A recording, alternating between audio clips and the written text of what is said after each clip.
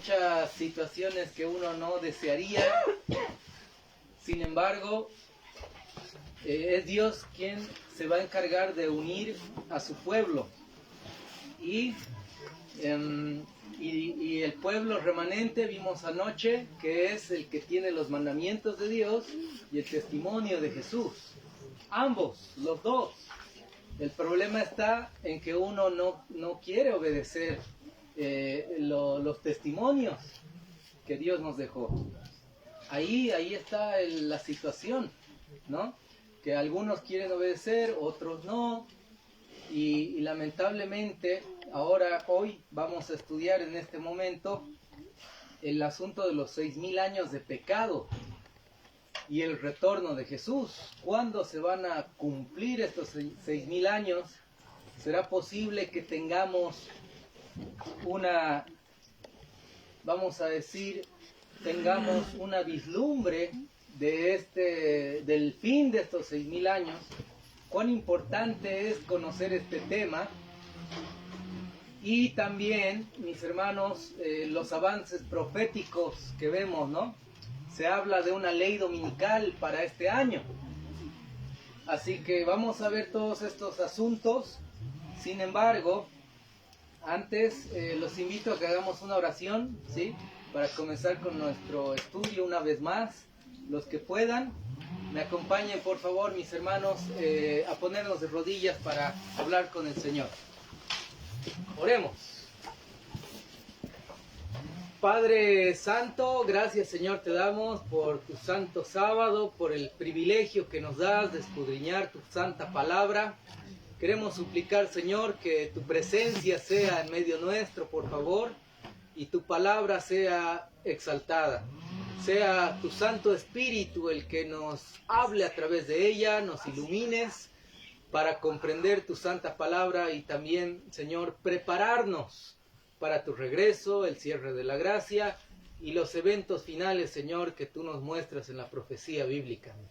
Preparar nuestros corazones, nuestras vidas para recibir tu sello, recibir la lluvia tardía, recibir, Señor, tu carácter en el nuestro.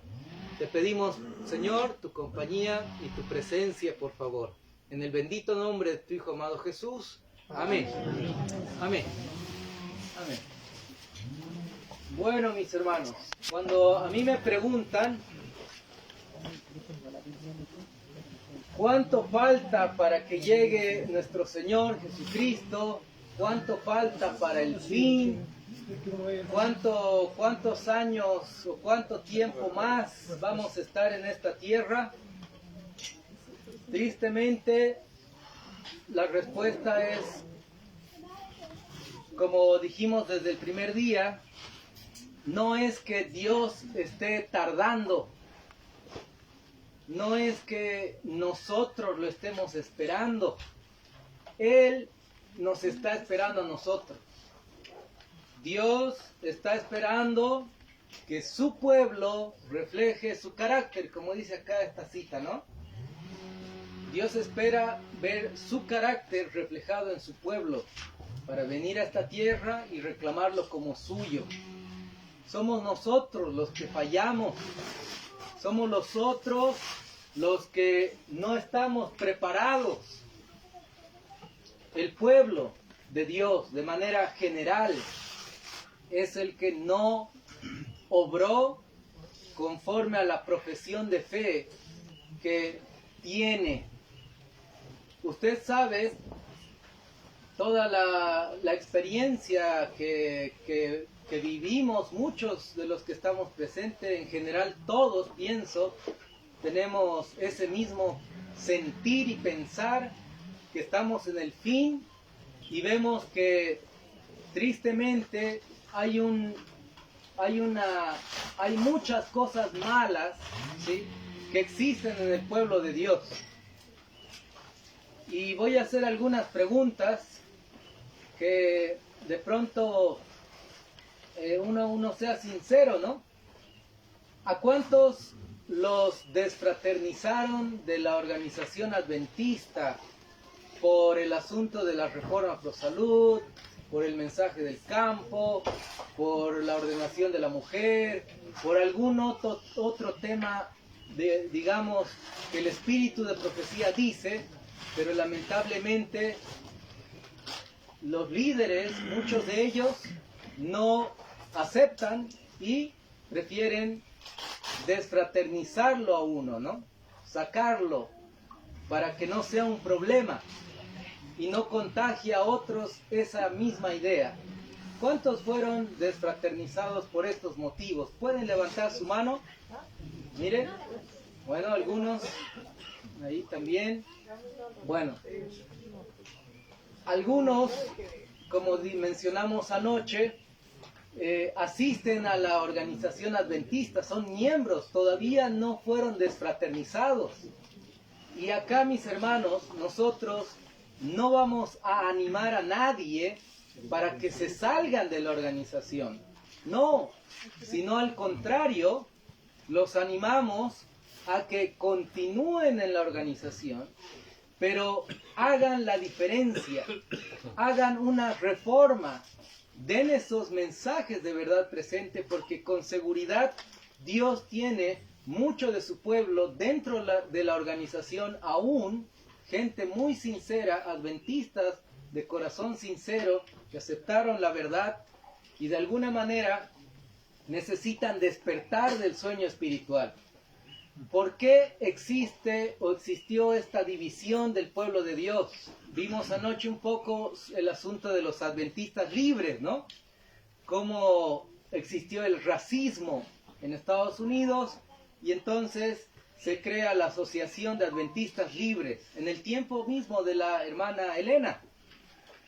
En la Segunda Guerra Mundial, como usted sabe en la historia, la orientación de la Asociación General fue que los adventistas del séptimo día vayan a la guerra como paramédicos, ¿no? No vayan a combatir ni nada, que vayan como paramédicos. Esa fue la orientación general. Sin embargo, algunas divisiones, en el caso de Alemania, esa unión, vamos a decir, esa asociación, obligó a todos los adventistas, no que vayan a la guerra, pero no como paramédicos, sino como soldados, con armas.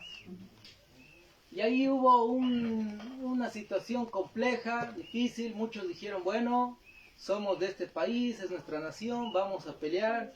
Otros fueron como paramédicos, vieron la historia de Desmond II, ¿no? Él fue paramédico, fue a la guerra. Pero otro grupo dijo, nosotros no tenemos nada que ver con la guerra, ni como paramédicos, ni como soldados, porque vivimos en este mundo, pero no somos de este mundo. Nuestra guerra es espiritual. No necesitamos nosotros, de alguna manera, apoyar la guerra. Y entonces, este grupo de hermanos tomó esa decisión y las distintas asociaciones los echaron, porque ustedes no obedecen, ¿no?, a la voz general afuera, por no querer ir a la guerra. Y ahí surgen los adventistas del movimiento de reforma, ¿no?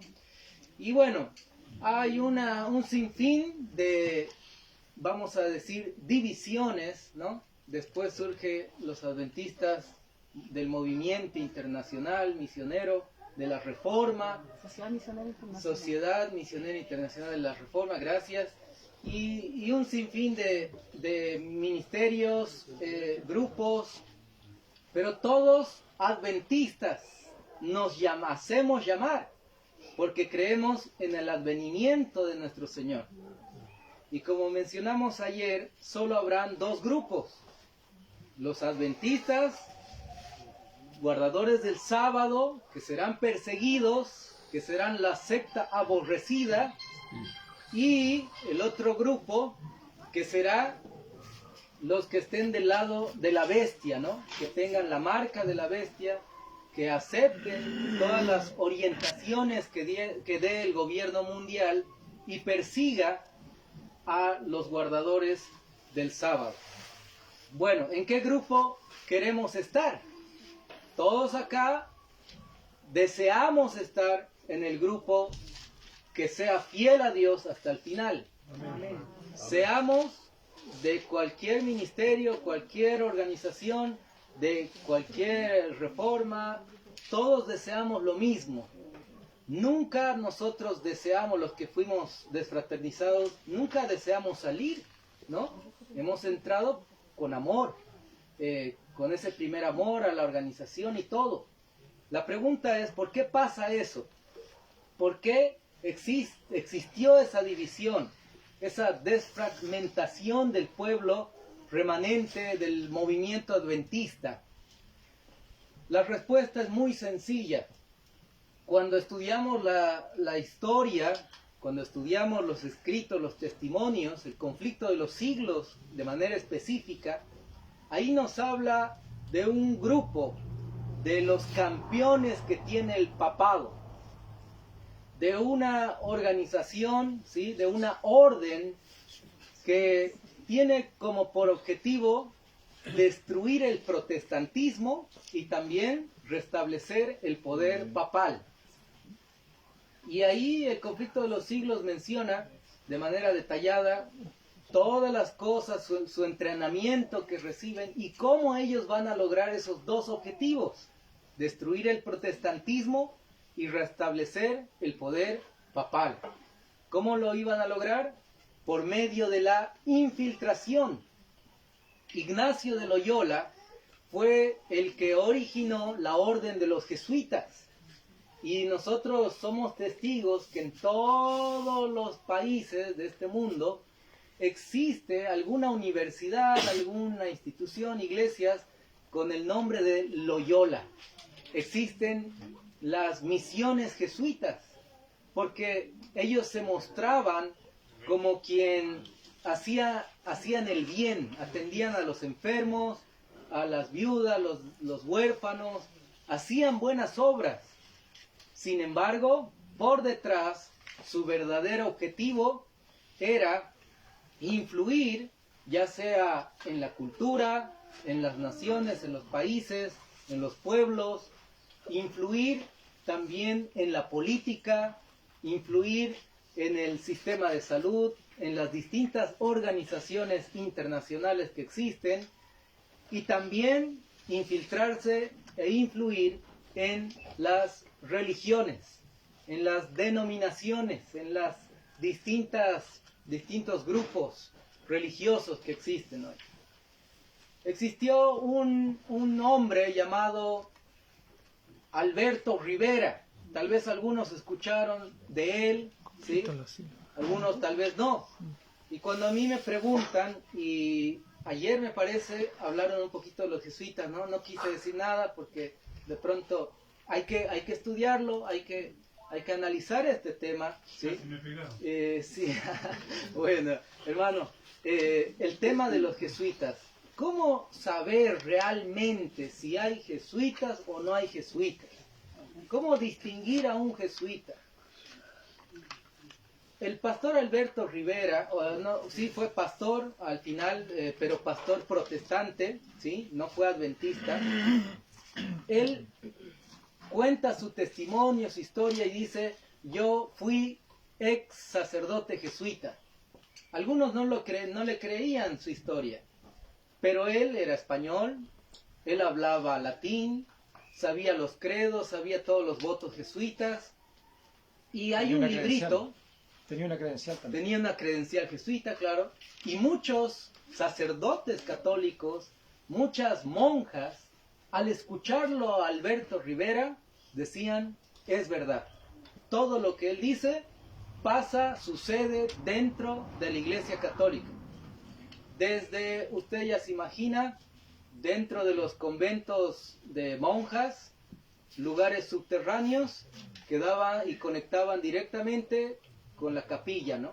Y entonces les enseñaban cosas y hacían cosas tremendas, ¿no? Que usted ya se imagina, como pasó en la Edad Media, ¿no?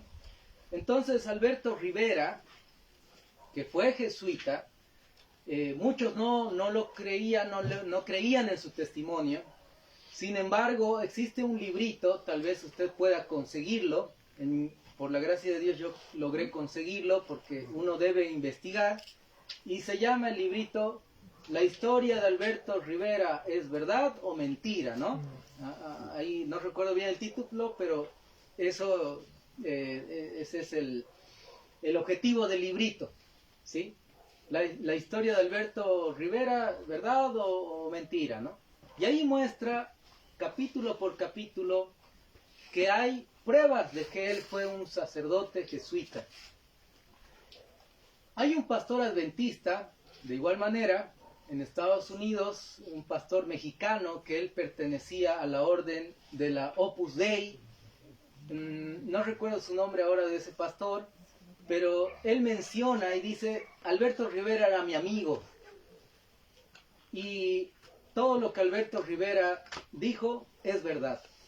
Yo le hablé del sábado y todo, pero él también mencionaba que bueno, hay infiltración en todo lado, entonces al final se trata de amar a Dios, ¿no? Y cuando uno lee los libros, las revistas de Alberto Rivera, tuve el privilegio de leerlas prácticamente todas, pareciera que está escribiendo o redactando, contando las historias, un adventista, porque habla de la bestia, habla de salir de ella a Babilonia, pueblo mío, ¿no? Y habla del regreso de Jesús. Muy interesante. Este pastor, Agumedo, si es su apellido, menciona que algún momento lo visitaron algunos sacerdotes jesuitas y le dijeron, usted no fue sacerdote, usted es un impostor.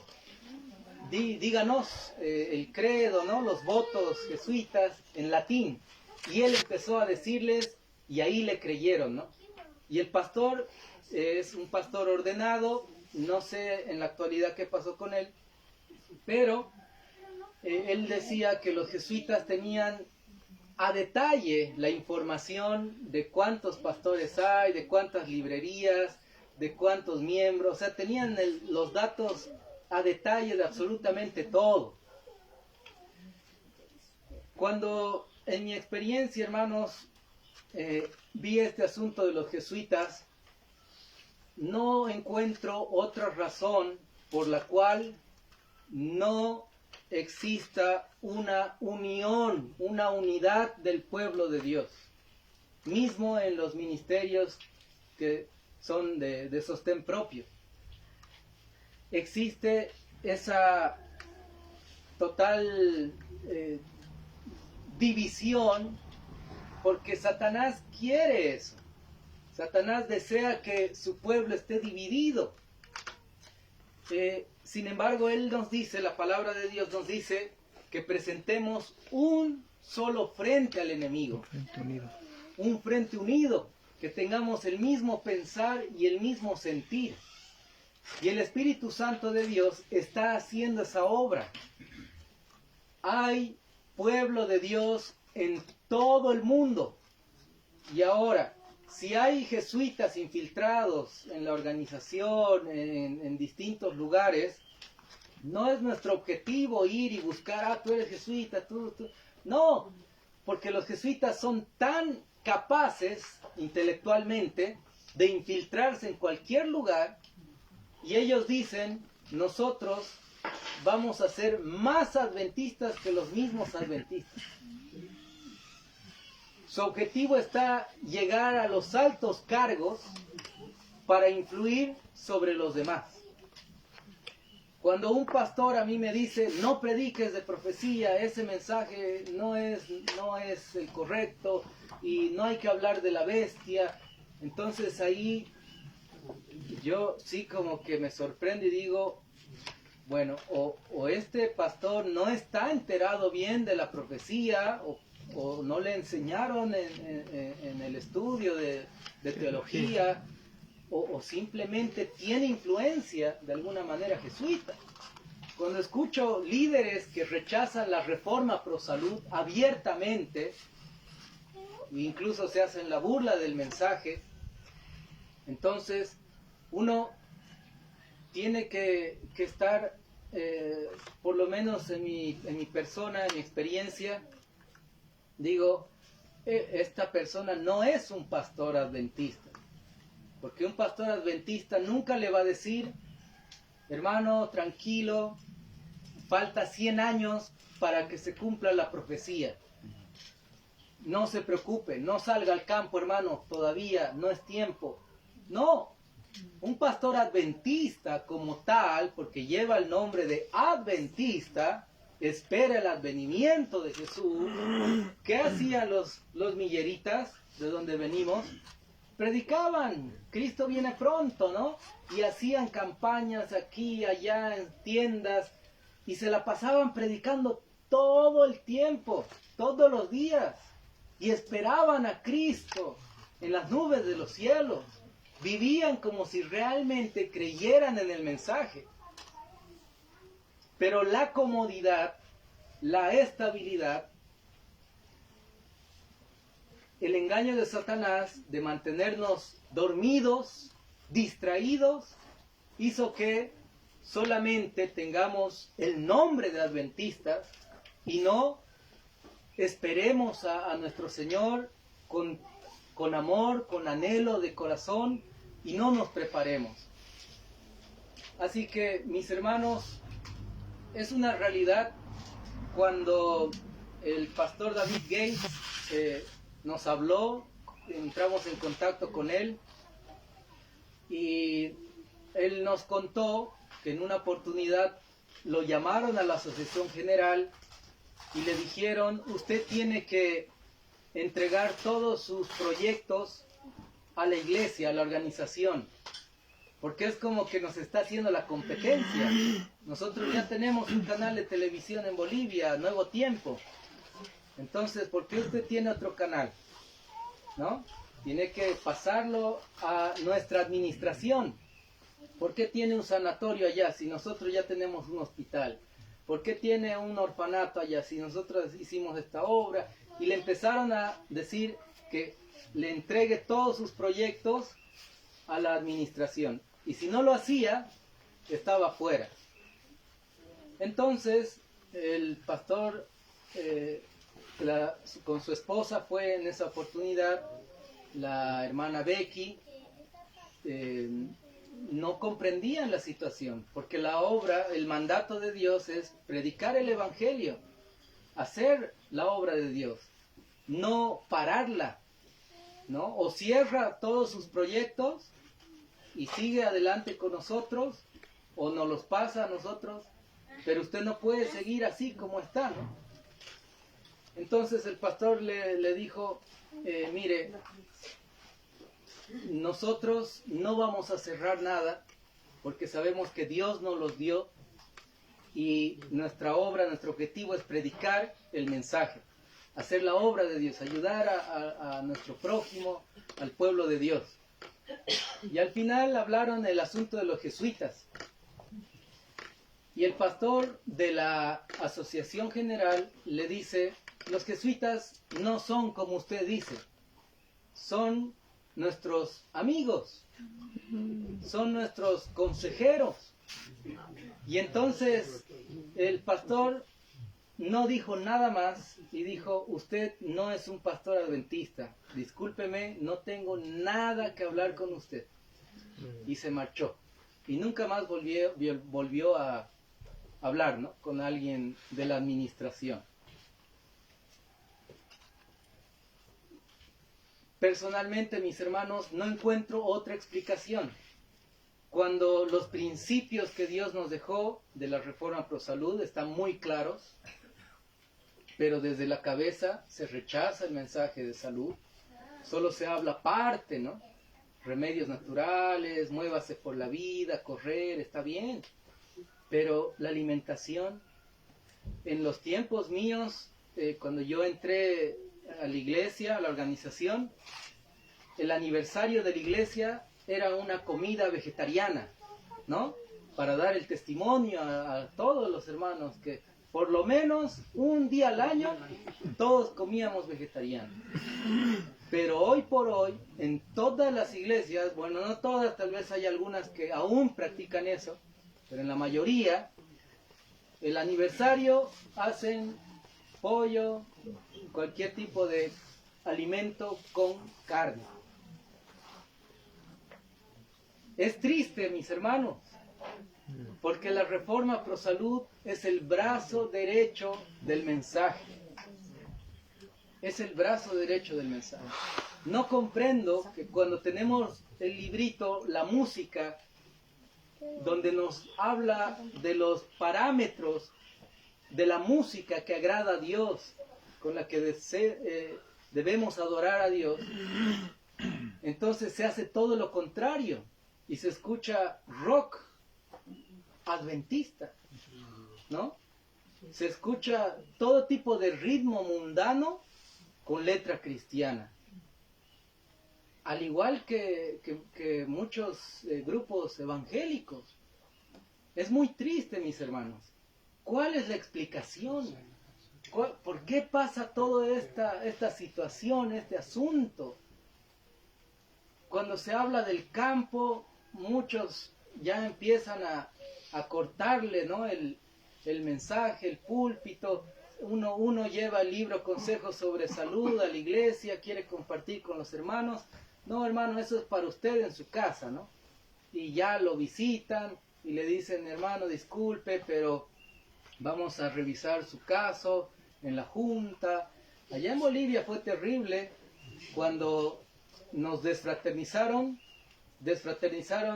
a muchos hermanos que solo repartieron el folletito, el último llamado, en su iglesia, ¿no? Y eran puras citas del espíritu de profecía. El pastor va a la casa de la hermana, le dice, el mismo sábado le llamó el pastor, hermana, voy a visitarla mañana, el domingo, en su casa. Bueno, la hermana feliz, ¿no? Pastor, claro, bienvenido, pase el desayuno, le esperé, todo bien. Estaba con su hermana, la hermana, y el pastor le dice, hermana, ¿quién le dio este folleto? Ah, me lo dio tal hermano para que lo reparta. La hermana totalmente inocente, ¿no? No sabía, lo había leído ella y le pareció lindo y dijo, bueno, deme para repartir. Y al final el pastor le dice, hermana, usted ya no es bienvenida en la organización. Y su nombre va a ser borrado, no solo del libro de la iglesia, sino va a ser borrado también del libro de la vida. La hermana empezó a derramar lágrimas, a llorar. Hermanos, una situación muy, o sea, ¿dónde se ve ese tipo de cosas? ¿No? Muchos casos. Yo no fui ni el primero, ni tampoco seré el último que experimentó una situación de alguna manera triste, desagradable, solo por ser leal a la conciencia, solo por ser leal a los principios. Aún escrito está, muchos fueron desfraternizados en todo el mundo. Y nuestro afán no es sacar miembros de la organización. No, ay hermanos, vengan aquí, no es nuestro afán, mis hermanos. No, que esos ministerios quieren el diezmo. No es nuestro afán, mis hermanos. Nuestro único afán, nuestra única ocupación es prepararnos y preparar a otros para el regreso del Señor. Amén. Eso es nuestro Amén. fin. Dios se encarga de todo lo demás. Así es. Hermanos, es verdad que hay grupos realmente disidentes, vamos a decir, porque ya se enfocan en otras cosas y van a la organización y se sientan en el culto y ya se ponen de pie y empiezan ahí a querer discutir o un montón de cosas, sacar miembros, pero ese no es nuestro objetivo. Porque como menciono y repito, no interesa a qué grupo vayamos, no interesa si ya nos han desfraternizado, no somos más santos que nadie, no interesa en dónde pertenezcamos, si no estamos preparados, estaremos en el grupo de la bestia. Estaremos lamentablemente descalificados ante el cielo. Pero hay una sola verdad, y es la verdad que el Señor nos dejó. Y nuestra regla de fe es un escrito está. Un escrito está. A la ley y al testimonio, hermano. Como leímos en la escuela sabática. Si no digieren conforme a esto, no les ha amanecido. Entonces, cuando nos invitan a la organización todavía a predicar, muchos hermanos, ancianos, yo acepto la invitación, amén, qué lindo. Y vamos a predicar. Pero ya después le llaman la atención, ¿no? Al anciano. ¿Con qué permiso? Uy, todo. Él ya no es pastor, es un disidente. Y un montón de cosas les dicen. Y el anciano dice, bueno, pastor, este fue mi último día de anciano. Me desfraternizaron, me sacaron. Cientos de hermanos en todo el mundo, solo por ir a una reunión como esta. Hermano, ¿por qué fue ese campestre? Lo visito mañana, ¿no? Listo. Así que los que están acá, mis hermanos, y pertenecen a la organización, es la realidad. Y el pastor distrital dice al presidente, le dice, pastor, yo no los puedo desfraternizar, no los puedo borrar a estos hermanos que fueron allá a escuchar al pastor Gambetta, al pastor David Gates, al pastor tal. No, yo no puedo borrarlos. Al pastor Zagarra y muchos otros, ¿no? Pastor Restrepo y demás. Yo no les puedo borrar porque ellos no hicieron nada malo. Ellos quieren ir a escuchar el mensaje y ellos van a saber si es un mensaje correcto o es un mensaje errado. Pero nosotros no somos quienes para obligarles a que no vayan a algún lugar. Ahora, si algún miembro va a alguna fiesta, va a hacer cosas malas, ahí sí no le dicen nada, ¿no? Más bien tratan de tapar el problema, ¿no? No, que nadie se entere, hermanos, tranquilo, en la junta nomás lo tratamos el asunto. Y todo al revés. Pero cuando se trata de querer escuchar, aprender, hermanos, el pastor le dice, pastor, yo no voy a borrar a estos miembros porque no hicieron nada malo para que sean desfraternizados, los saquemos de sus cargos. Así que discúlpeme, pastor, pero no los puedo borrar. Y el pastor de la asociación le dice, pastor, si usted no los borra, no obedece a la asociación, usted también va a ser borrado. La triste realidad, mis hermanos, en muchos lugares. Y esto no lo digo con el afán de hacer quedar mal a alguien. No, porque dentro de los ministerios de sostén propio, vuelvo y repito, hay a veces algunos vientos de doctrina, hay desunión y un montón de cosas. Y el llamado que Dios nos hace es a todo el movimiento adventista, porque todos estamos mal, todos, mis hermanos, todos necesitamos de la gracia de Dios, todos necesitamos ser santificados, todos necesitamos estar preparados para reflejar el carácter de Cristo. Pero si yo soy orgulloso de corazón, si yo digo yo tengo la verdad, esta es la verdadera iglesia y solo nosotros nos vamos a salvar, ahí estamos en problemas. Ahí estamos en problemas. ¿Qué es lo que dice en Malaquías? ¿Cómo es que predicaban los profetas? Predicaban palabras duras. ¿Y hacia quiénes iba el reproche, las amonestaciones? Hacia el pueblo de Dios, pero de manera general hacia los líderes, hacia el liderazgo, ¿no? Y era fuerte lo que dice, ¿no? Vamos a leer lo que dice Malaquías, capítulo 4, versículo 1.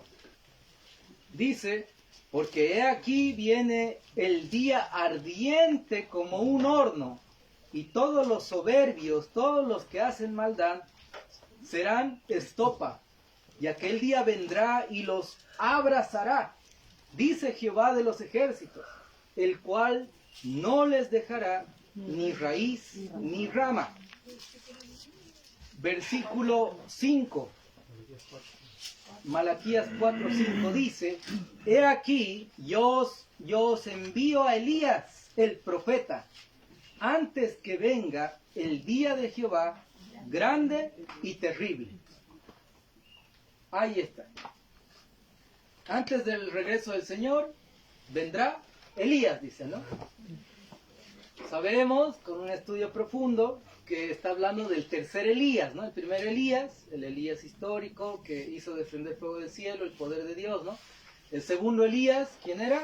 Juan el Bautista, ¿no? Que daba un mensaje, el mensaje de Elías, el espíritu de Elías.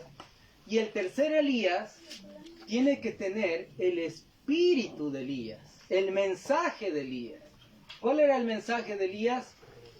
Decidan a quién van a servir, o a Baal o al Dios verdadero. Una de dos, no hay más, ¿no?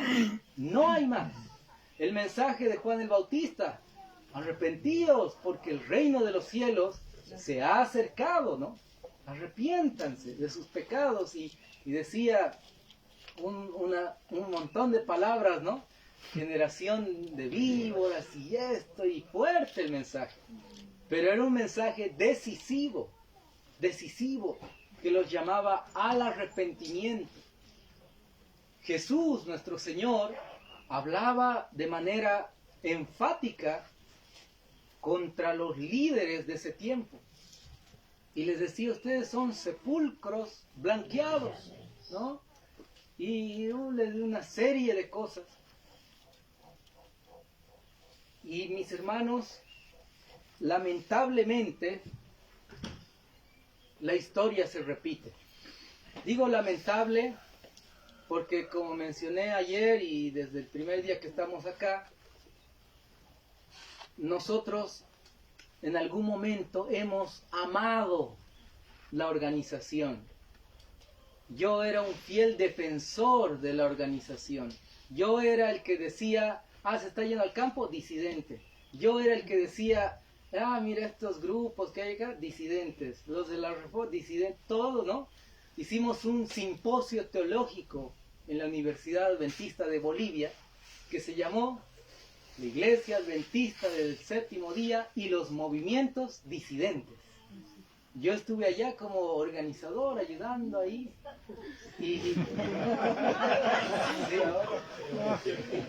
Y ahora yo, mis hermanos, soy llamado disidente, ¿no? Entonces, en cierta medida, ese mismo simposio, esas mismas fechas, había batallas de fe organizados por la Reda de Venir, ¿no? En otra ciudad en Bolivia, pero las mismas fechas. Y algunos hermanos llamaban y decían para inscribirse, ¿no? Hay dos simposios, uno allá, otro acá en esta ciudad. No, hay un solo simposio, hermana.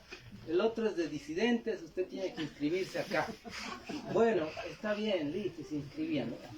Bueno, se hablaba sobre los mensajes contra los disidentes y todo bien, pero había algo que no cuadraba, porque los disidentes que estaban haciendo su simposio, entre comillas, ¿no? en otra ciudad, batallas de fe, no hablaban nada que no sea con un escrito está. Estaba Walter Bay, ¿no? Oliver Coronado y otros más. Entonces yo trabajaba aún en la universidad, tenía mi oficina ahí en el IDEC de los colportores, ¿no? Y en la noche, terminando todo el programa, me iba a mi oficina, agarraba la laptop y veía el programa de batallas de fe. Está confesando. Y me daba cuenta, mis hermanos, que no había nada raro, era lo mismo, el mismo mensaje. Eran adventistas, lo mismo, ¿no? Y ahora, mis hermanos, el asunto está en que el tercer Elías va a tener un mensaje bien, vamos a decir, decisivo, que le va a llevar al mundo a tomar una decisión. No hay término medio. No hay, soy adventista, pero no obedezco en la reforma pro salud. ¿Por qué? Porque no puedo dejarlo y ponemos excusas. No. Soy adventista, pero no obedezco en este otro punto, ¿no? Soy adventista, pero voy a seguir escuchando música que no agrada a Dios, ¿no? No, mis hermanos. En el tiempo del fin, el tercer Elías es el espíritu de Elías, que llenos del Espíritu Santo habrán tomado decisiones para vida eterna, para glorificarlo al Señor. Habrán, mis hermanos, dado un mensaje decisivo. En otras palabras, ¿somos o no somos? O somos adventistas solo de nombre, o somos adventistas genuinos, que esperamos a Cristo, que deseamos verlo en las nubes de los cielos. Y si nos llaman disidentes, fanáticos, locos, extremistas, lo que nos llamaren, bueno, no hay problema. Lo importante es agradar a Cristo antes que a cualquier hombre. Eso es lo importante. ¿Qué dice el comentario acá del espíritu de profecía al respecto? Dice, en este libro que está en inglés, que serían los países, las ciudades del sur, ¿no? Fue escrito el 21 de abril de 1905. Dice, en esta época, precisamente antes de la segunda venida de Cristo en las nubes del cielo, Dios necesita hombres que preparen a un pueblo para que esté en pie en el gran día del Señor. En estos últimos días se debe efectuar una obra igual a la que hizo Juan. Mediante los agentes que el Señor ha elegido, Él está dando mensajes a su pueblo y quiere que todos presten atención a las admoniciones y amonestaciones que envía. El mensaje que precedió al ministerio público de Cristo fue: arrepentíos, publicanos y pecadores, arrepentíos, fariseos y saduceos, porque el reino de los cielos se ha acercado.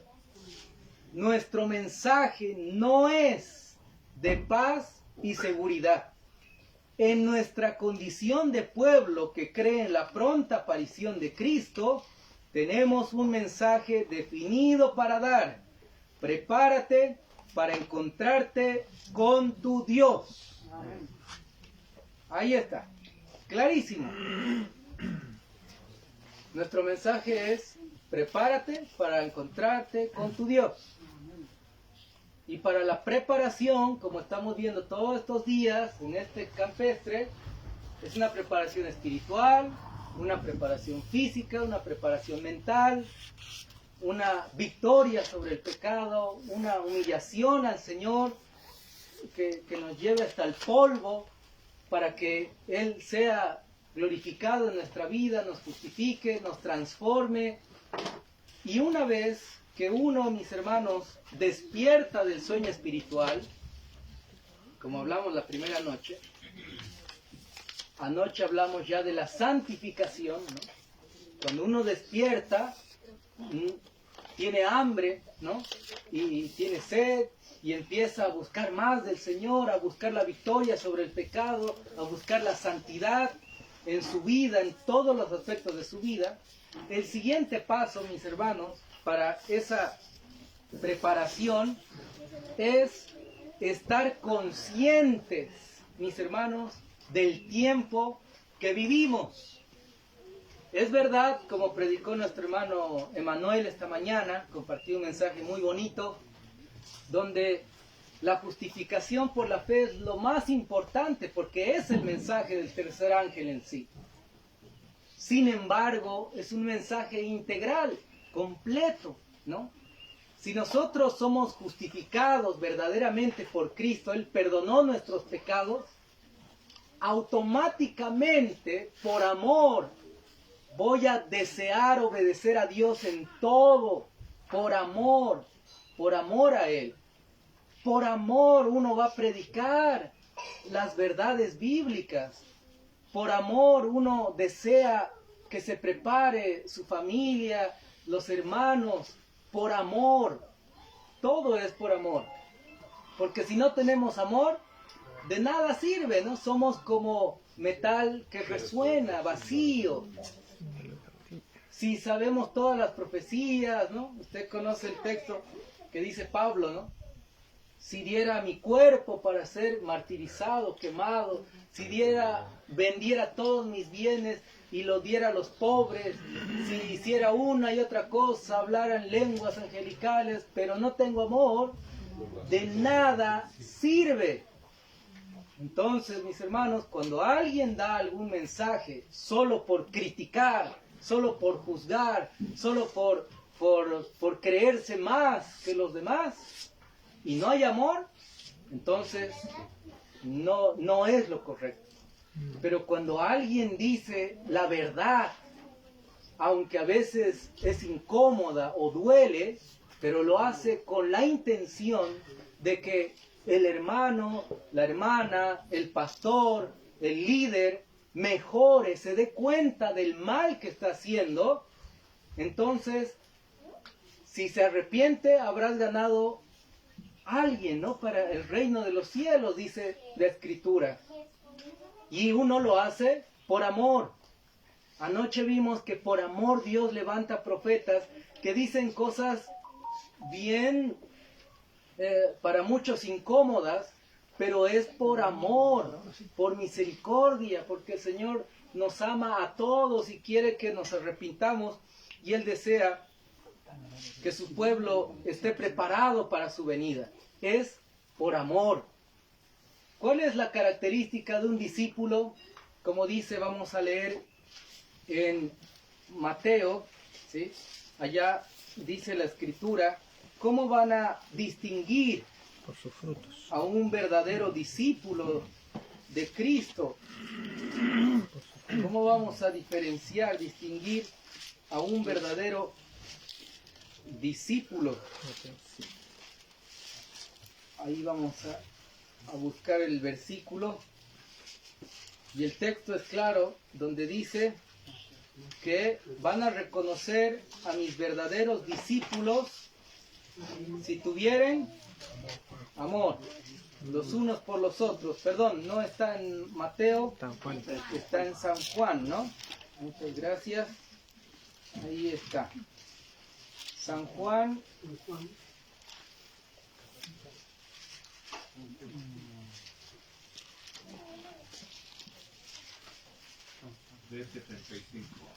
Trece 13:35. Muchas gracias, hermanos. En esto conocerán todos que sois mis discípulos, si tuviereis amor los unos por los otros. Amor.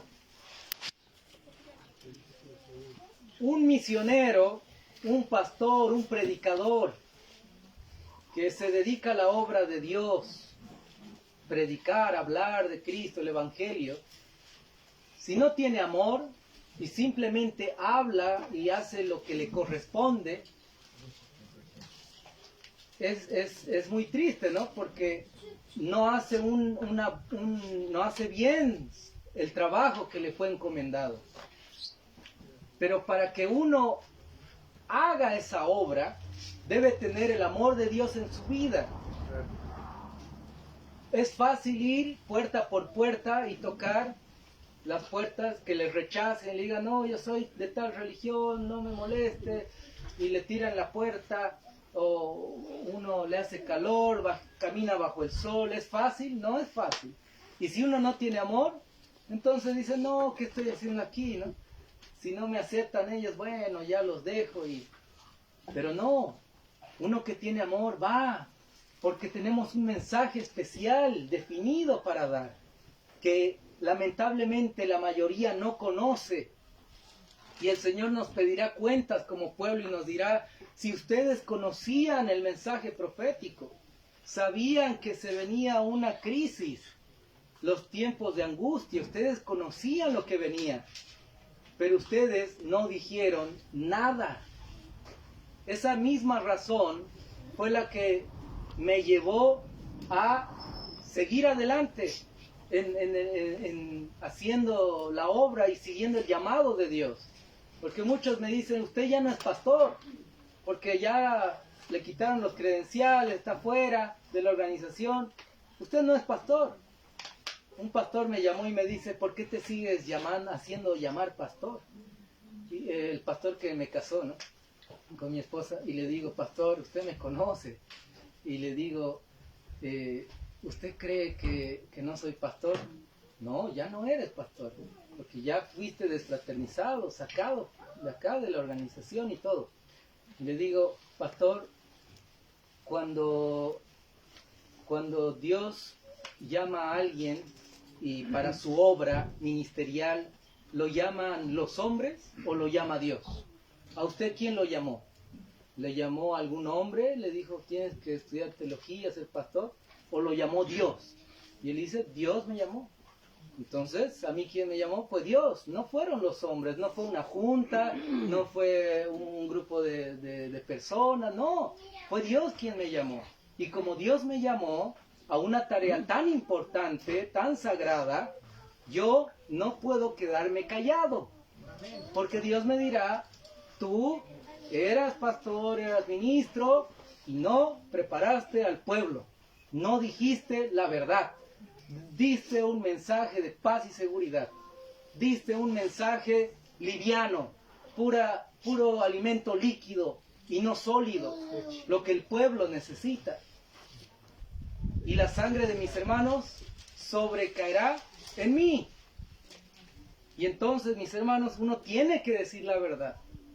Aunque tal vez es incómodo para muchos, pero se los digo, mis hermanos, con mucho amor, con mucho cariño, es el asunto por amor, se trata de amor, no se trata de división, no se trata de que hermanos salgan de la organización, no, sigan en la organización, pero hagan una reforma, hagan la diferencia, prediquen el mensaje ahí dentro, con sus iglesias, sus distritos.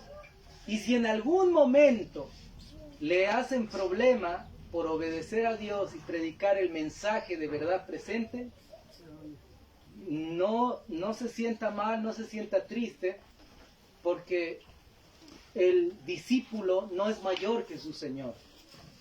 Eso dijo Jesús. A mí me persiguieron, a ustedes también. A mí me quisieron apedrear, a ustedes también. A Jesús lo sacaron, claro, todo. Sí, y a ustedes también. Entonces, no debiéramos sentir tristeza, dolor, pena, me sacaron, ay, qué malos que son. No, porque al Señor le pasó lo mismo. De aquí a poco tiempo, ya no existirá como tal una organización. Los cultos serán en las casas. Ya no existirá más libertad para reunirnos por Zoom, ver videos de YouTube, prédicas, ya no más. Todo va a ser restringido.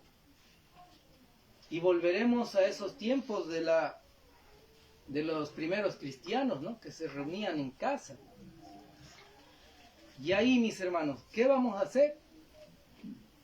Van a venir más enfermedades, más leyes, ordenanzas que obliguen a las personas a hacer lo que diga el gobierno. Y el Señor nos llama una y otra vez a que obedezcámoslo a Él antes que a los hombres, a que hagamos su voluntad antes que violar nuestra conciencia. Mis hermanos, es un asunto de amor, vuelvo y repito. El asunto de los 6.000 años de pecado viene con una confusión en la interpretación del texto. Les hago una pregunta. ¿Jesús es Dios? Claro que es Dios. Porque ¿qué dice en San Juan 1:1? En el principio estaba el verbo, y el verbo estaba con Dios, y el verbo era Dios. Muy bien. Jesús es Dios. Y el verbo habitó, se hizo carne y habitó entre nosotros. San Juan 1:14. Jesús es Dios.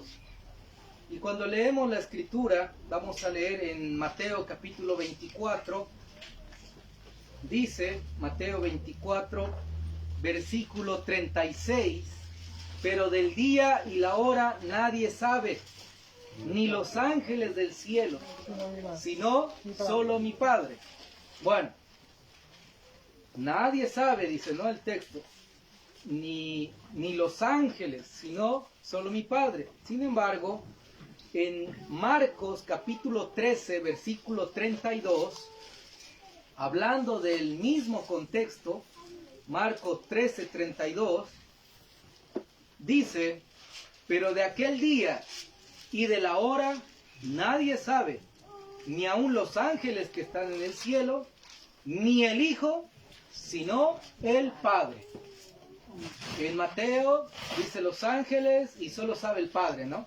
Y en Marcos 13, 32, lo que leímos, añade al Hijo, ¿no? Dice, no saben los ángeles ni el Hijo, solo el Padre.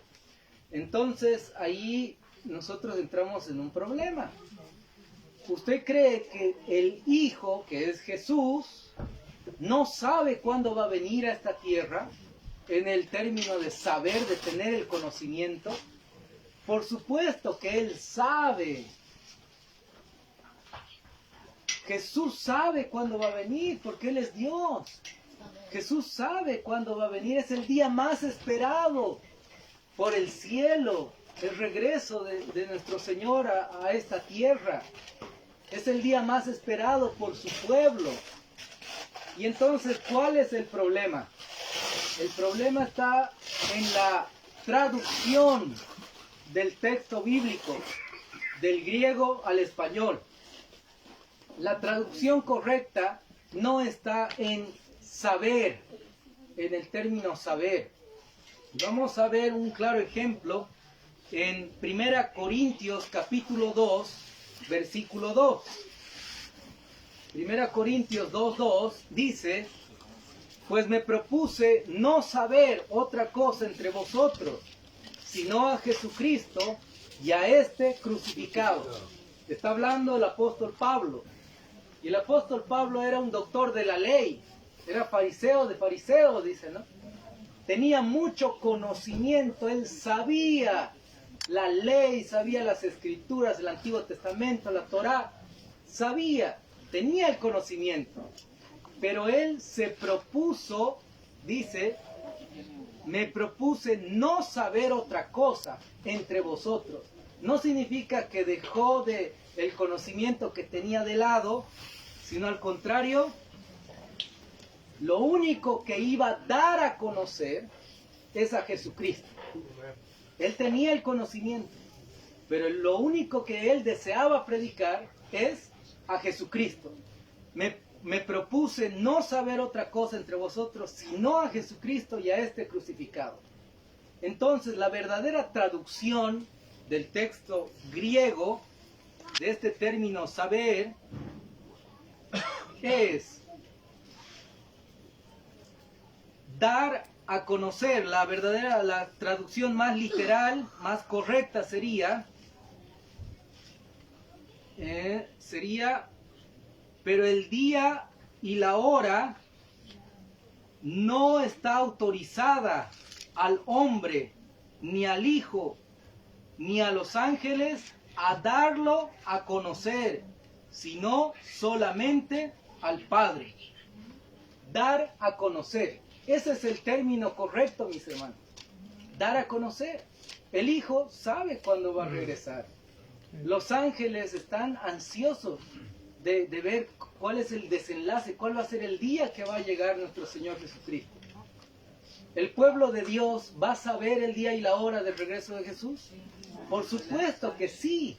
En Primeros Escritos, página 14, dice, Pronto oímos la voz de Dios, semejante al ruido de muchas aguas, que nos anunció el día y la hora de la venida de Jesús. Los 144,000 santos vivientes reconocieron y entendieron la voz, pero los malvados se figuraron que era fragor de truenos y de terremoto. Cuando Dios señaló el tiempo, derramó sobre nosotros el Espíritu Santo y nuestros semblantes se iluminaron refulgentemente con la gloria de Dios, como le sucedió a Moisés al bajar del Sinaí. ¿Cuándo va a ser esto? En el gran tiempo de angustia, cuando somos perseguidos, ¿no? Ya se da el decreto de muerte y el pueblo de Dios está siendo perseguido en las montañas, alejados de las cuevas. Y ahí el texto, Primeros Escritos, página 14, dice que se escuchará una voz potente que nos va a decir el día y la hora del regreso, pero solo a los 144,000. Y los demás, los que nos estén persiguiendo ahí, estén cerca ya, ¿no?, de alcanzarnos tal vez, van a escuchar no la voz, van a escuchar como un fulgor de trueno, dice, ¿no? Y habrá como de terremoto, como de muchas aguas, ¿no? Y no van a entender esa voz que nos dirá el día y la hora. Entonces, mis hermanos, la verdadera interpretación del texto en Mateo 24, cuando leemos Mateo 24, 16, Mateo 24, 36, pero el día y la hora nadie lo puede dar a conocer, ni los ángeles, sino solo el Padre. En Marcos, capítulo 13:32, pero el día y la hora nadie lo da a conocer, ni los ángeles del cielo, ni el Hijo, sino el Padre. Lo da a conocer. ¿Cuál es esa voz que nos va a decir el día y la hora? Del Padre. De Dios. Todos los 144,000 escucharán la voz del Padre que nos dirá el día y la hora, porque el único que tiene la autoridad para dar a conocer este día es el Padre. No pueden dar a conocer los ángeles ni el Hijo, pero de saber, de tener el conocimiento, sí lo tienen. Interesante lo que dice en Hechos capítulo 1. Ahí tenemos más luz sobre este asunto, donde dice en Hechos capítulo 1, versículo 7, dice, y él les dijo, no toca a vosotros saber los tiempos o las sazones que el Padre puso en su sola potestad. Ahí está clarísimo. ¿Quién es el único que tiene la autoridad para dar a conocer ese día, esa hora? El Padre. Está en su sola potestad. En Zacarías, capítulo 14, tenemos más luz al respecto. Zacarías, capítulo 14, versículo 5 al 7, es el contexto del regreso de Jesús. Zacarías 14, 5 al 7 dice, y huiréis al valle de los montes, porque el valle de los montes llegará hasta Asel, y huiréis de manera que huiréis por causa del terremoto en los días de Usías y del rey de Judá. Y vendrá Jehová mi Dios y todos los santos con él. Y acontecerá que en ese día no habrá luz clara ni oscura. Versículo 7. Y será un día el cual es conocido de Jehová, que ni será día ni noche, mas acontecerá que al tiempo de la tarde habrá luz. ¿Quién es el único que conoce o que lo da a conocer este día? Jehová. Jehová es el único que tiene la autoridad, que está en su sola potestad de dar a conocer a los hombres el día y la hora del retorno de nuestro Señor Jesucristo.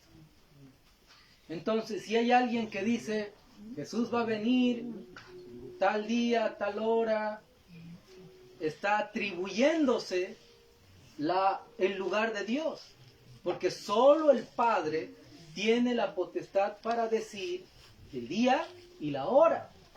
Pero ahí, mis hermanos, nosotros entramos también en un dilema, porque en 1 Tesalonicenses, capítulo 4, versículo 5, lo que leyó el pastor Osvaldo al comenzar el culto, dice lo siguiente, 1 Tesalonicenses, capítulo 5, versículo 4. Dice lo siguiente, 1 Tesalonicenses capítulo 5, 4. Dice, mas vosotros, hermanos, no estáis en tinieblas, para que aquel día os sorprenda como ladrón. Versículo 5, porque todos vosotros sois hijos de luz e hijos del día. No somos de la noche ni de las tinieblas. Estamos en la luz. Y ese día está hablando del contexto del regreso de Jesús, ¿no? Y claro, podemos aplicarlo también a los eventos finales. No nos puede sorprender, mis hermanos, porque no estamos en tinieblas, sino estamos en la luz. Y cuando estamos en la luz, significa que es la luz que el Señor nos deja, su palabra, la revelación divina escrita, inspirada por Él, para que nosotros no seamos sorprendidos. El ladrón cuando va a robar no avisa, ¿no? Llega de sorpresa. Si uno supiera que viene el ladrón, entonces uno pone cámaras, contrata a unos perros, ¿no? Que son los pitbulls, y tiene toda seguridad, de alguna manera llama a la policía, está alerta porque el ladrón ya va a llegar a robar.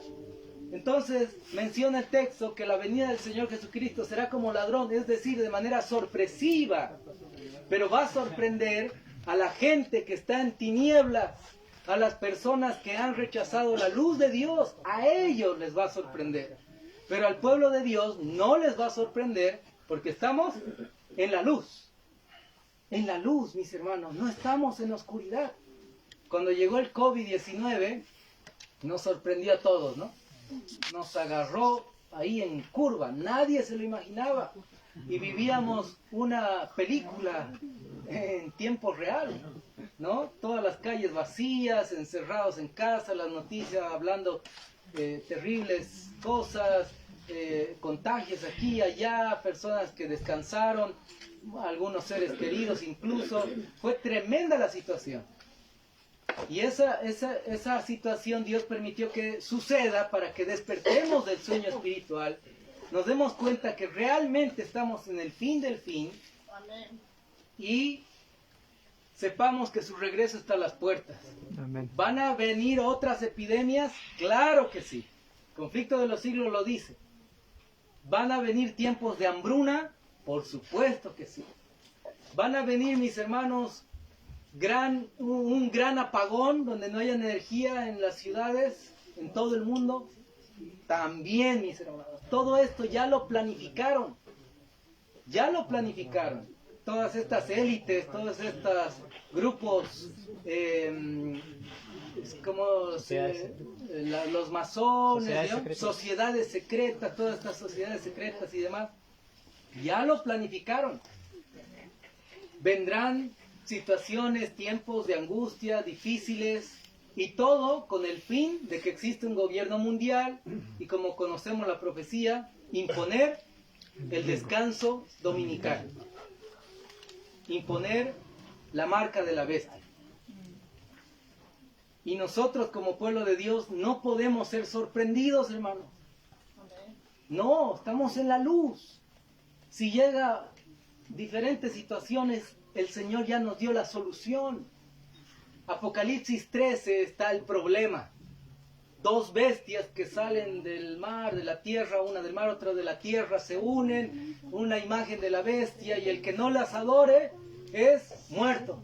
Hay un problema, persecución, cual nunca antes hubo, tiempo de angustia, cual nunca antes hubo. ¿Cuál es la solución de Dios al problema que vemos en Apocalipsis 13? La solución de Dios es Apocalipsis 14. El mensaje de los 3 ángeles. El primer mensaje angélico, el segundo, el tercero. Y es por eso que al final estos 3 mensajes se unen y forman el cuarto mensaje angélico, ¿no? Que son los 3 mensajes unidos. Y como estudiamos la primera noche, el mensaje del campo es importante, la reforma por salud es importante, la justificación por la fe es el centro, ese es el fin, ¿no? La transformación de nuestro carácter, la santificación, la victoria sobre el pecado. Mis hermanos, personalmente, yo creo que estamos en el fin. Que no podemos poner una fecha, es verdad, pero tampoco podemos ignorar las señales de los tiempos y la revelación que Dios nos dejó a través de sus profetas.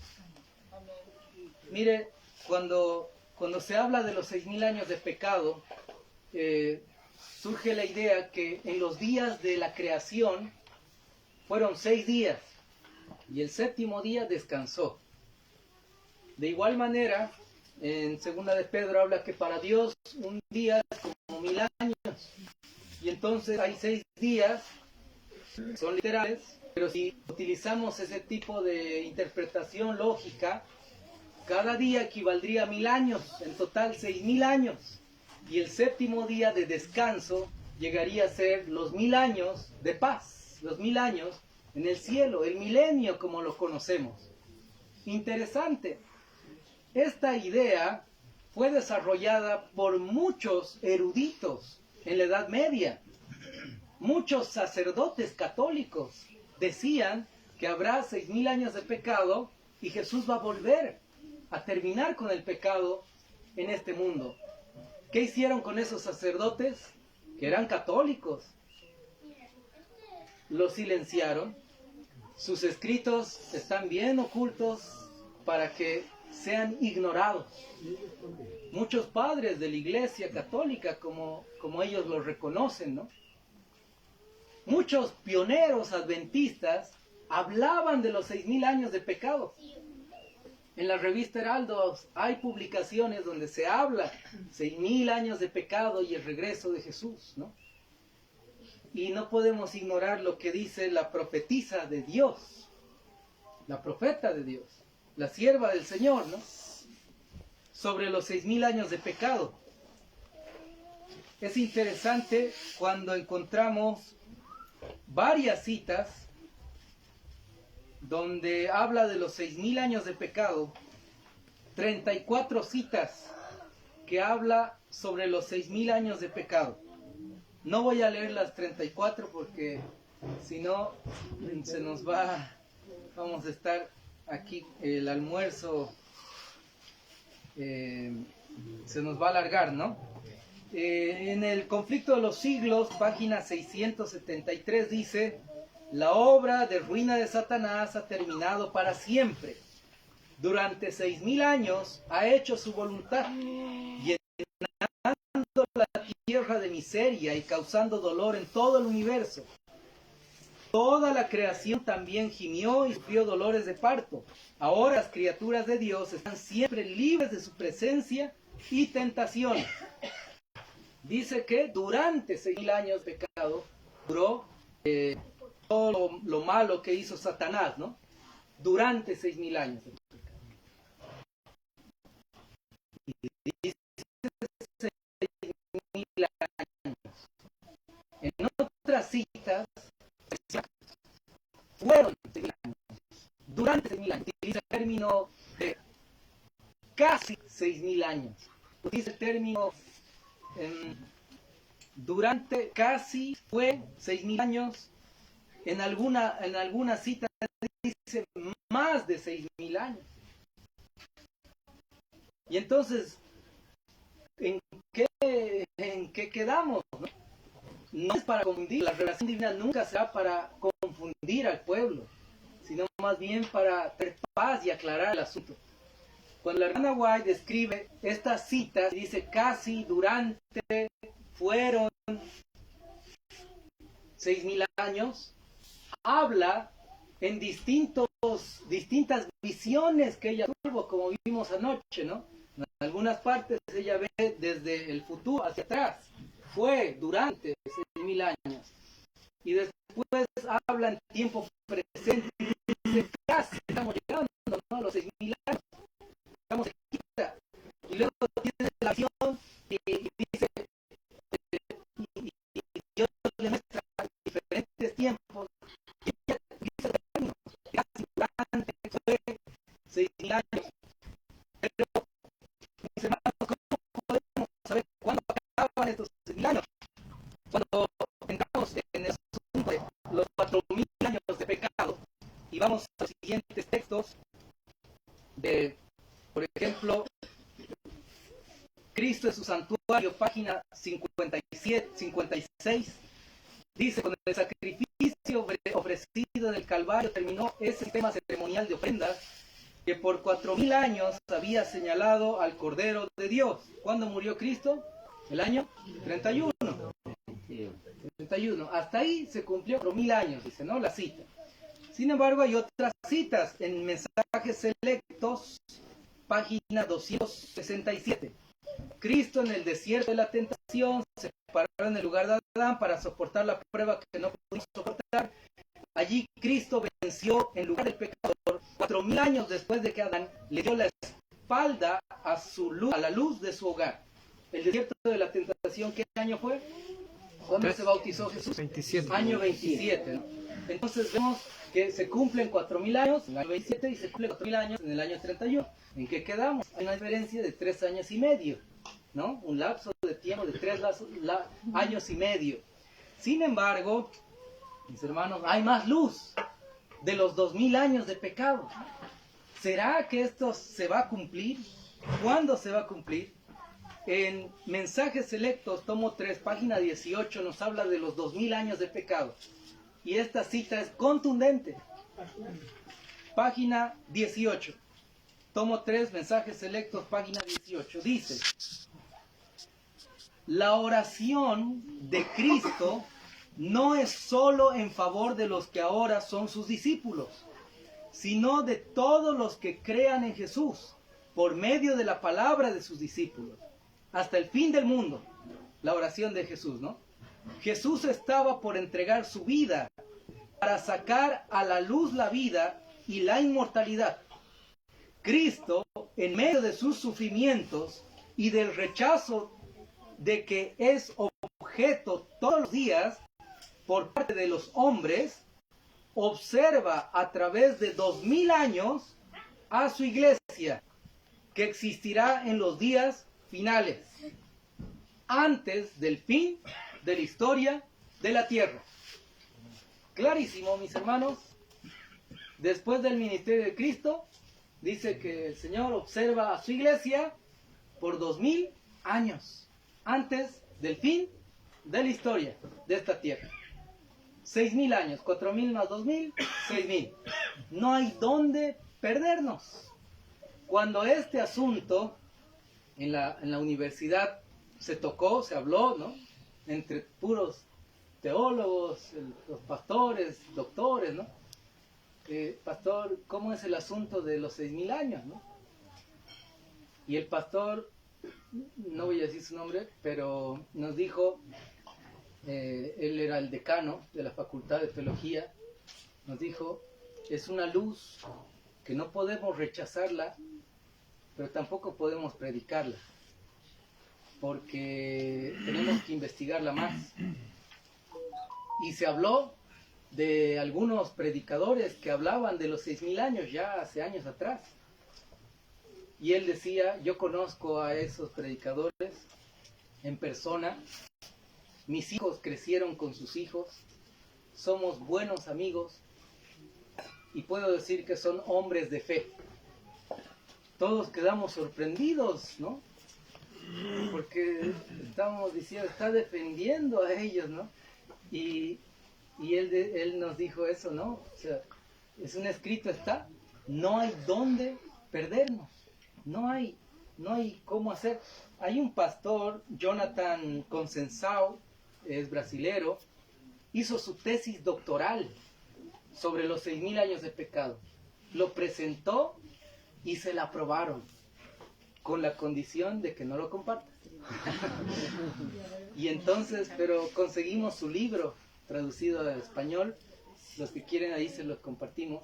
Y él dice, yo no pongo fechas para el regreso de Jesús, pero tampoco puedo ignorar la evidencia textual que encontramos.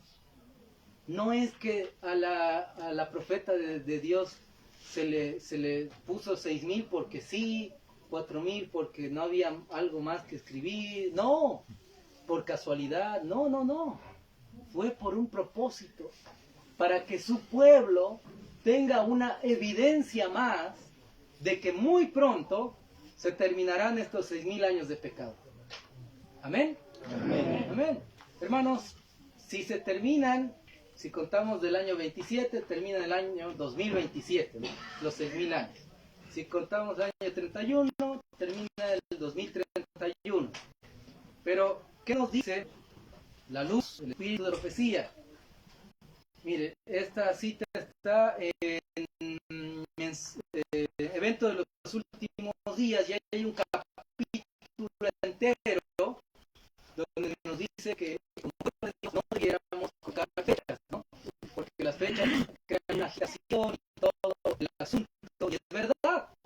Sin embargo, también dice lo siguiente, leamos, el Evento de los Últimos Días, página 39. Debemos educarnos para estar pensando y explayándonos en las grandes escenas del juicio que están precisamente ante nosotros. El hecho de mantener nuestra mente en las escenas del gran día de Dios, cuando todo será revelado, tendrá un efecto sobre nuestro carácter. ¿Por qué estudiamos profecía y hablamos tanto del fin, ¿no? y todo profético y profético? Porque esto dice que va a crear un efecto sobre nuestro carácter. Porque ese es el fin.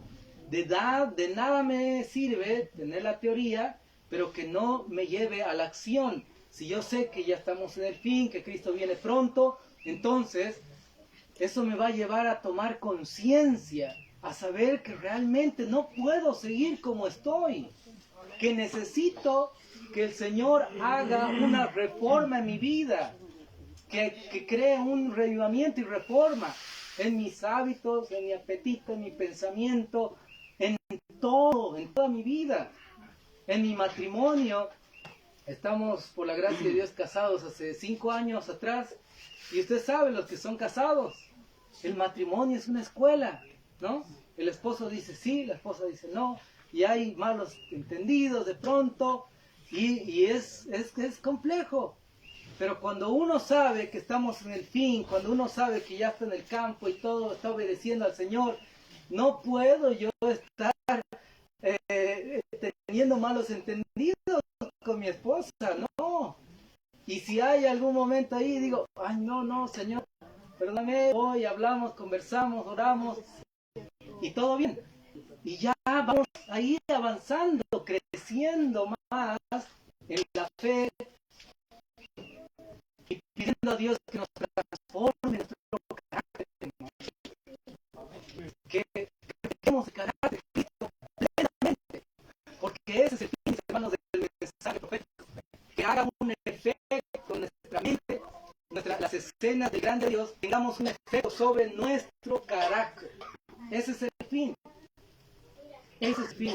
Todo el mensaje que Dios dejó se trata porque Él quiere colocar su sello en nuestra vida, colocar su carácter en el nuestro. Todo es importante. Es un mensaje integral. Una vez que despertamos, vamos a la santificación y automáticamente vamos a la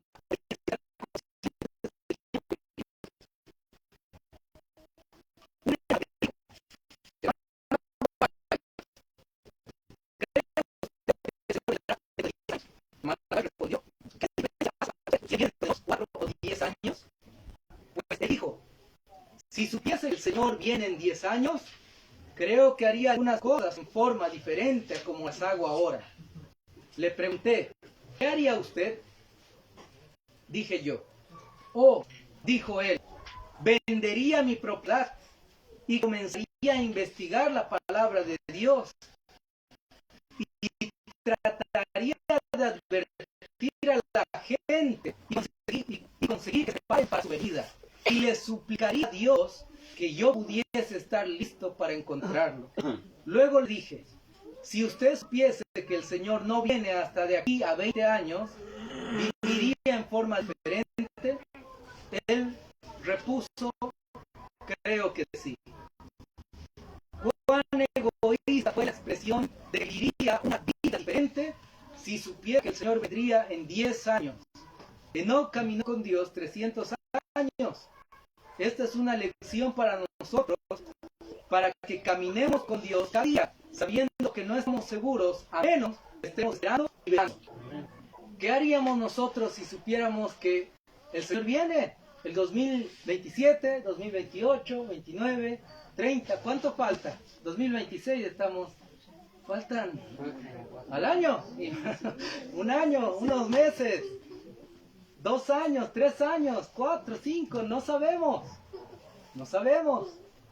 pero la luz que se nos ha dado es que existen 6,000 años de pecado y esos 6,000 años van a llegar a su fin. Porque Dios ve por 2,000 años a su iglesia, nuestro Señor Jesucristo ve a su iglesia por 2,000 años, ¿no?, en esta tierra, hasta que llegue el fin de esta tierra. Entonces, mis hermanos, es una luz que no podemos ignorar. Es un conocimiento que el Señor nos dejó y esto nos debe llevar a estar conscientes. La ley dominical, mis hermanos, ya fue presentada al presidente Trump en un proyecto de ley escrita, ¿no? Nuestro hermano Waldo compartió la información acá en uno de los mensajes. Y es verdad, la organización de Estados Unidos, ¿no? Que se llama... Heritage Foundation. Exactamente. Fundación Heritage, ¿no? Algo así. ¿Okay? Heritage. Como legado, Fundación Legado. Fundación de Herencia Legado, ¿no? Fundación Legado. Sí. El título es Salvar a Estados Unidos, salvando a la familia. Haciendo que todo Estados Unidos descanse de manera uniforme, todos, un día a la semana, el día domingo. Y es interesante que este proyecto de ley tiene planes de ser aprobado este año. Es interesante que ¿cuántos años cumple Estados Unidos este año? 250 años. Donald Trump está feliz, ¿no? Y dice, yo soy el que salvó a Dios, dice, ¿no? Yo soy el que trajo a Dios aquí a Estados Unidos otra vez. Donald Trump dice que va a entregar a Dios a la nación el 26 de mayo, ¿no? de este año. 17 de mayo, perdón, gracias. Entonces, Donald Trump, mis hermanos, tampoco es casualidad que él esté en el gobierno. El Papa León XIV, ¿saben a qué orden pertenece? ¿A qué orden católica? A los agustinos. Y los agustinos fueron los encargados de los 1260 años de persecución al pueblo de Dios. Peor que los jesuitas. Los agustinos fueron los que dieron a luz a los jesuitas. En el tiempo de Lutero, ¿qué papa estaba? Papa León también, ¿no? Un Papa León. León X, ¿no? Y entonces los leones van teniendo cierta importancia. Y el Papa de ahora es joven relativamente. Mis hermanos, Nada es casualidad, absolutamente nada es casualidad. El año 313, en la historia, ¿qué sucedió? Constantino da la orden, ¿no? Hay un edicto, una ley de libertad religiosa. Todos pueden adorar a Dios, al Dios que quieran, libertad. El año 313. Y el año 321 sale la primera ley dominical, ¿no? Todos deben descansar el día del sol, venerable día del sol. Donald Trump tiene una de sus ministras, ¿no? Que se llama Paula White, que es profeta para ellos, evangélica. ¿Cómo? Paula White Caín. Paula White Caín, su segundo apellido. Bueno, y sorprendentemente escribe libros, es autora de muchos libros y tiene el apellido White. El enemigo imita todo, mis hermanos, y ella está encargada de la religión, vamos a decirle, la libertad religiosa, pero sin lugar a duda, como Constantino, una vez que hablan de libertad religiosa, luego imponen una ley dominical. No estoy diciendo que sea Trump el que dicte la ley dominical, pero de lo que sí estoy seguro, y no podemos descartar, mis hermanos, que si la ley dominical sale este año, no estamos preparados, ni uno de nosotros. Y esperamos, mis hermanos, que el Señor nos dé tiempo, nos tenga misericordia para tomar decisiones, para estar a cuentas con Él, para que reflejemos su carácter verdaderamente, para que nos unamos como pueblo de Dios y dejemos toda distinción de lado. Y así como un pueblo unido, hagamos la obra de Dios, prediquemos su verdad, su mensaje, nos preparemos, hermanos, con seguridad que se va a dar la ley dominical más temprano que tarde. Si el Señor nos da misericordia, un tiempito más de preparación, no podemos desperdiciar ese tiempo, hermano. Y es un tiempo solemne, desde ahora. Pero tenga la seguridad que los 6.000 años se van a cumplir. Creamos o no creamos, estemos de acuerdo o no, estamos cerca del cumplimiento de los 6.000 años de pecado. Muy cerca, mis hermanos. Tan cerca que vemos el ejemplo de Noé, vemos el ejemplo del sitio de Jerusalén, ¿no? Para terminar, hacemos este paralelo, esta comparación entre el diluvio, el arca de Noé. Cuando había señales, los animalitos entraron al arca. La gente, aún viendo a los animales entrar al arca, no creyó en el mensaje de Dios a través de Noé. Y le decían a Noé que era un fanático, ¿no? Un extremista, estaba loco. Pero veían la señal.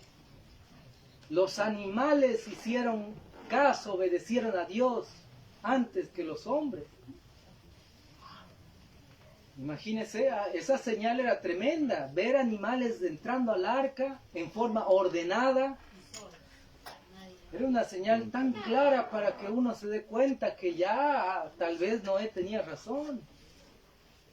Cuando Jesús les dijo en Jerusalén, en la ciudad de Jerusalén, que iba a ser destruido, no quedará piedra sobre piedra, lloró, derramó lágrimas Jesús y dijo que esta ciudad iba a ser sitiada, rodeada y destruida. Y les dijo, cuando vean el ejército romano, huyan. Entonces, antes de este sitio, porque hubieron dos sitios, ¿no? Uno con Sergio Galo y otro con el general Tito, habían señales de que se acercaba el ejército romano. Se veían en las nubes como formas de soldados, ¿no? De carrozas, habían sonidos de carrozas que se acercaban. Habían predicadores que hablaban de la destrucción de Jerusalén, de las palabras de Jesús. Salgamos de la ciudad, huyamos, ¿no? Pero muchos, en vez de escuchar las señales, de ver las señales, cerraron sus ojos, sus oídos los taparon, hicieron su gusto, pensando que falta mucho para que la profecía se cumpla. En la actualidad, muchos, viendo las situaciones que pasan en el mundo, las guerras, los terremotos, los incendios, un sinfín de señales, decimos, no, tal vez todavía falta. Y hay muchos que dicen, no hagan caso a los extremistas, a los disidentes, ¿no? No les escuchen, siempre dicen que es el fin, pero nunca pasa nada. Hermanos, cuidado, porque muy probablemente sean las últimas señales que veamos. Si usted es joven y todavía no está a cuentas con Dios, es momento de volver, es momento de acercarse a Dios. Si usted lleva años en la iglesia, pero de pronto no conocía el mensaje de verdad presente, el Señor lo invita a que se prepare, nos da tiempo de preparación. No seamos como aquellos antediluvianos que viendo las señales no entraron, como aquellos que vivían en Jerusalén, viendo las señales, no huyeron de Jerusalén a tiempo. Otro paralelo, mis hermanos, cuando entraron los animales, ¿qué pasó? Se cerró la puerta.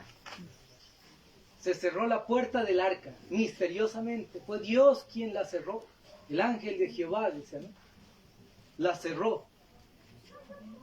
Las personas sabían que algo ya se había terminado. Noé tal vez tenía razón. ¿Por qué no hemos entrado? ¿Quién cerró esa puerta? Tan grande la puerta, ¿cómo la cerraron? Era un símbolo de la gracia que se había terminado. Por más de que ellos quisieran entrar al arca, ya no había oportunidad. Estaban con vida. Seguían su vida cotidiana como si nada pasara. Pero la gracia ya se había cerrado. Estaba cerrada. Pasó 7 días y recién llegó el diluvio. ¿No? Eso dice el texto bíblico. ¿Qué pasó en Jerusalén? Vino el primer sitio de Jerusalén. Rodearon la ciudad. Y todos ya dijeron, ya ahora sí es la señal de que Jesús dio. Pero la mayoría, al ver que el ejército romano se retiraba, fue detrás de ellos a perseguirlos, matarlos.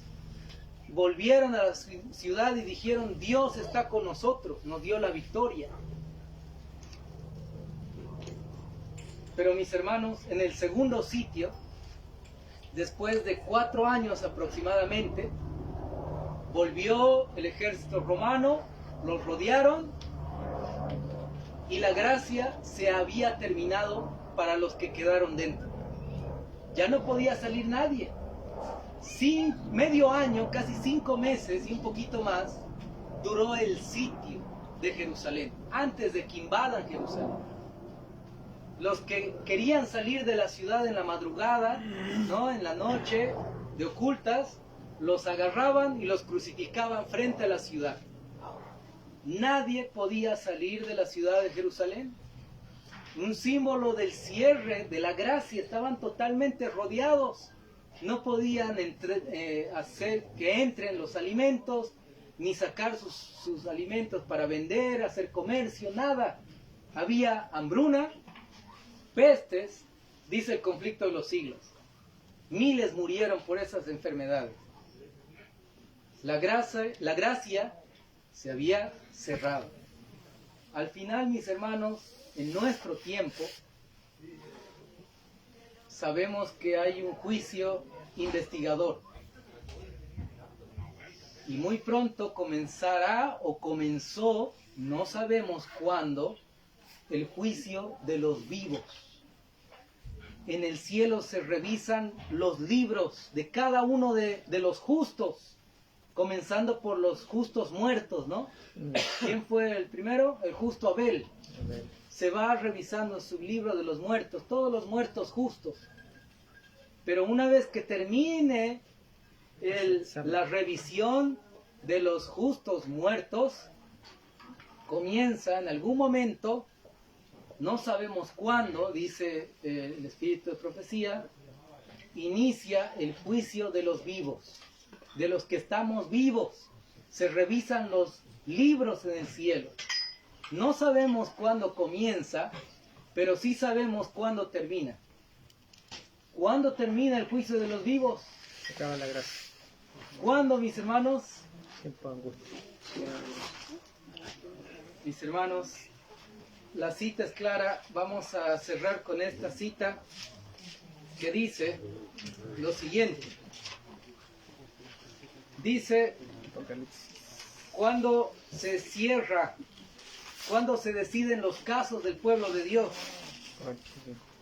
En la carta 11 de 1890 dice, el Señor me ha mostrado claramente que la imagen de la bestia será formada antes que termine el tiempo de gracia, porque constituirá la gran prueba para el pueblo de Dios, por medio del cual se decidirá el destino de cada uno. Esta es la prueba que deberán enfrentar los hijos de Dios antes de ser sellados. Todos los que demuestren su lealtad a Dios, observando su ley y negándose a aceptar un día de reposo falso, se alistarán bajo la bandera del Señor Dios Jehová y recibirán el sello del Dios viviente. Los que renuncien a la verdad de origen celestial y acepten el domingo como día de reposo, recibirán la marca de la bestia. ¿Cuándo se decide el destino de cada uno del remanente? En la ley dominical. Ahí cada uno decide, ¿no? Y en el cielo, si ahí termina el examen final para el pueblo de Dios, entonces en el cielo ya habrá comenzado el juicio de los vivos, porque deben revisar nuestros casos, nuestro libro en el cielo, ¿no? Se revisan nuestros nombres. Toda obra buena, mala, pensamiento, palabra, todo está anotado. Y mis hermanos, estamos muy cerca de que nuestros nombres pasen por revisión, pasen por lista en el cielo. Y si hemos sido hallados faltos, como en el libro de Daniel cuenta, ¿no? Ha sido pesado en balanza, fuiste hallado falto. Qué triste va a ser, mis hermanos, porque habiendo conocido el mensaje, habiendo conocido tanta luz, nuestro nombre diga mentiroso, ¿no? Tiene tal pecado oculto, ¿no? Tales faltas a la ley de Dios, a los mandamientos, al sábado, a las leyes de salud. Hermanos, esos nombres que ya están escritos allá deben ser, cuando sean revisados, diga a los ojos de Dios y en ese juicio investigador, que somos hallados justos delante de Dios. ¿Por nuestros propios méritos? Claro que no. Por los méritos de nuestro Señor Jesucristo. Pero debemos estar a cuentas ahora, mis hermanos. Desde hoy. El tiempo se nos acaba. La ONU, usted sabe que tiene la Agenda 2030. No es casualidad que quieran adelantar su agenda para el próximo año, 2027. El director del Foro Económico Mundial dijo eso. Si esperamos hasta 2030, nos vamos a extinguir como los dinosaurios, dicen. Tenemos que hacer algo a favor del clima, del cambio climático. ¿Cuál es su solución? El domingo del clima. Un día de descanso obligatorio en todo el mundo para cuidar tierra, ¿no? El día de la familia. El Día de la Familia, ahora con el proyecto de Trump. La ley dominical está cerca, mis hermanos, muy cerca. Y si yo estoy esperando a la ley dominical para recién empezar a prepararme, lo siento mucho, pero para la mayoría será demasiado tarde. La preparación es desde ahora. Desde ahora el Señor nos llama, mis hermanos, a despertar. El Señor nos llama a vivir en santidad. El Señor nos llama a que estemos conscientes del tiempo que vivimos y tomemos decisiones para vida eterna, decisiones sabias en favor de nuestra salvación. Nuestro mensaje no es de paz y seguridad, mis hermanos. Es un mensaje que dice: prepárate para el encuentro con tu Dios. Amén. Amén. Amén. ¿Cuántos, mis hermanos, en este santo día queremos hacer un compromiso con Dios? Pero no compromisos, como se dice, ligeros, ¿no? Solo porque todos levantan la mano, yo también, ¿no? No. O porque todos se ponen de pie, yo también quiero tomar esa decisión. No, sino una decisión de corazón, sincera, decirle al Señor: Señor, ayúdame a estar preparado para tu regreso. Ayúdame, Señor, a estar preparado para el cierre de la gracia. Ayúdame, Señor, a estar preparado para los eventos finales, para recibir la ayuda de día, para recibir tu sello, para reflejar tu carácter, Señor. Por favor, transfórmame. Ayúdame, Señor, a prepararme. ¿Cuántos queremos decir esto, Señor? Pueden ponerse de pie, hermanos. Los que tomen esta decisión en esta mañana. Amén. Qué bendición. Pienso que todos queremos la ayuda, el auxilio de Dios. Porque si el Señor no nos ayuda, mis hermanos, estamos perdidos. Él es nuestro abogado. Y Él quiere interceder por nosotros, quiere transformarnos, quiere reformarnos. Pero somos nosotros los que debemos dejarle, permitirle y decirle: Señor, obra en mi vida. Si tú no me salvas, Señor, yo perezco. Señor, te entrego mi corazón, pero aunque soy tan débil que no voy a entregar el corazón, todo es todo tuyo. Y entregarnos, mis hermanos, de todo corazón. No sabemos si nos volvamos a ver. Y es por eso que comparto, mis hermanos, el mensaje. Si el Señor permite volvernos a ver en esta tierra, amén. Pero si no se pudiera, porque la ley dominical ya sale y pasan una cosa, distintas situaciones, usted, mi hermano querido, siga adelante, persevera hasta el fin, no se rinda, pase lo que pase, aférrese al Señor. Mateo 24:13. Mas el que persevera hasta el fin, este será salvo. Cuidado, porque el juicio de los vivos probablemente ya comenzó. Probablemente. No sabemos cuándo, pero como vimos, sí sabemos cuándo termina. Es como cuando uno estaba en el colegio, ¿no? Y los apellidos con A eran los que llamaban primero, ¿no? Aramayo, presente, ¿no? Alcántar, y los apellidos con M, Méndez, al medio, ¿no? Z, al final. El pueblo de Dios son los que estamos al principio de la lista, hermanos. El juicio comienza por la casa de Dios. Y el pueblo que todavía no tiene el mensaje, entonces son llamados al final. Y cuando Miguel se levanta, ahí se cierra por completo la gracia, ¿no? Pero los casos del pueblo remanente ya fueron decididos antes. ¿Cuándo? La ley dominical. En la ley dominical. Y ese es nuestro sentir. Vamos a orar, vamos a